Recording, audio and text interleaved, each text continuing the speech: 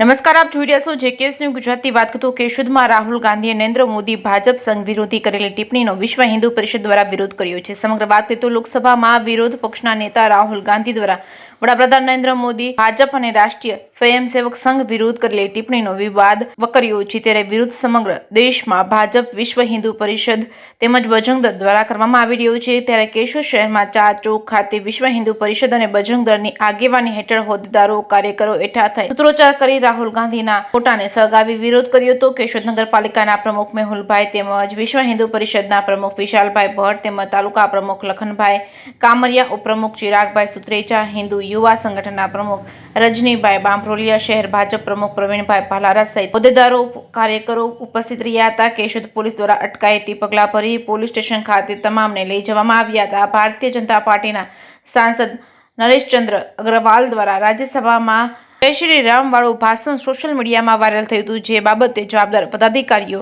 ચૂપકીદી સેવી રહ્યા છે. જેકેએસ ન્યૂઝ ગુજરાતી સાથે રાજુ પંડ્યા, કેશોદ. વિશ્વ હિન્દુ પરિષદ જિલ્લા મંત્રી તથા તાલુકા પ્રમુખ આજરોજ કેશોદ જિલ્લાની અંદર વિશ્વ હિન્દુ પરિષદ બજરંગ દળ દ્વારા એક વિરોધ પ્રદર્શન કરવામાં આવેલો હતો.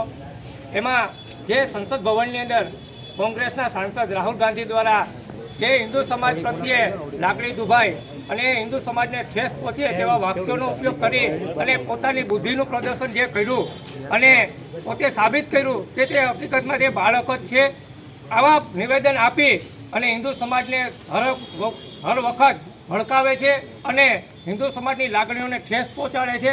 તો તેના વિરોધમાં બજરંગ દળ દ્વારા એક વિરોધ પ્રદર્શન કરી અને એને એવું સાબિત કરીએ કે હિન્દુ સમાજ એક છે અને જો હવે પછી ક્યારેય પણ આવી જો ભાન ભૂલા વગર એવું કોઈ નિવેદન આપશે તો હિન્દુ સમાજ ક્યારેય સાખી નહીં લે.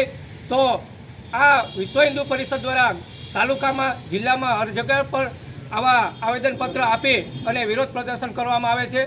તો આજે અમે પણ કેશોદની અંદર આ વિરોધ પ્રદર્શન કરી અને અમારા જે વિશ્વ હિન્દુ પરિષદ અને હિન્દુ સમાજની જે લાગણી દુભાણી એને આપણે માગણી કરીએ કે એના પર એક્શન લેવામાં આવે અને કાયદેસરની કાર્યવાહી કરવામાં આવે. જય શ્રી રામ.